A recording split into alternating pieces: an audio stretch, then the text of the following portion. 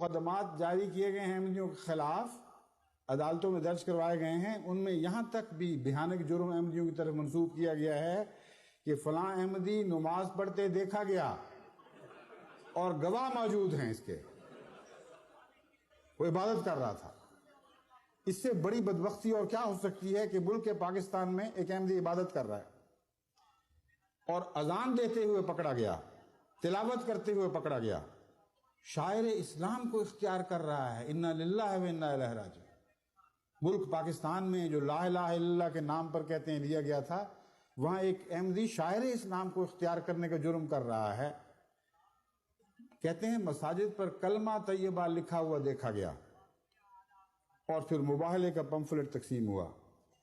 یہ وہ جرائم ہیں جن کے نتیجے میں حکومت پاکستان اور حکومت پنجاب اور حکومت سندھ اور حکومت بلوچستان کی طرف سے 3308 مقدمات احمدیوں کے خلاف درج ہوئے ہیں۔ ان کی تفصیل میں جانے کی ضرورت نہیں، اور مزید بہت سی باتیں ہیں۔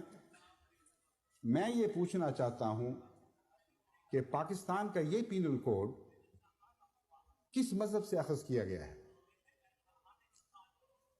حضرت اقدس محمد مصطفیٰ صلی اللہ علیہ وآلہ وسلم پر جو قرآن نازل ہوا تھا، اس میں مندرج حدود اور دیگر سزاؤں میں کہاں یہ سزائیں درج ہیں، یہ جرائم درج ہیں کہ کوئی نماز پڑھے تو اس کے خلاف یہ کارروائی ہونی چاہیے، کوئی سلام کہے تو اس کے خلاف یہ کارروائی ہونی چاہیے، کوئی لا الہ الا اللہ کہے تو اس کے خلاف یہ کارروائی جاری ہونی چاہیے؟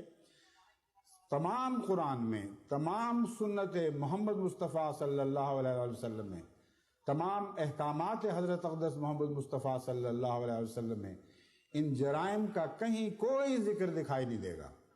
لیکن ایک پینل کوڈ ضرور ہے جو ابو جہل کی پینل کوڈ تھی، جو عتبہ اور شیبہ کی پینل کوڈ تھی۔ اس پینل کوڈ میں اگر آپ جا کر دیکھیں تو یہ تمام جرائم وہاں درج دکھائی دیں گے۔ بس کس کا حکم اس ملک میں چل رہا ہے؟ ہمارے آقا و مولا محمد مصطفیٰ کا یا ابو جہل اور عتبہ اور شیبہ کا؟ یہ فیصلہ آپ کریں۔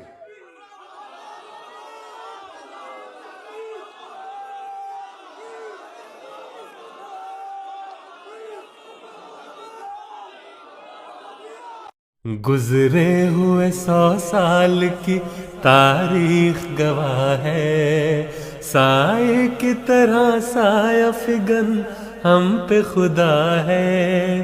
گزرے ہوئے 100 سال کی تاریخ گواہ ہے، سائے کی طرح سایہ فگن ہم پہ خدا ہے۔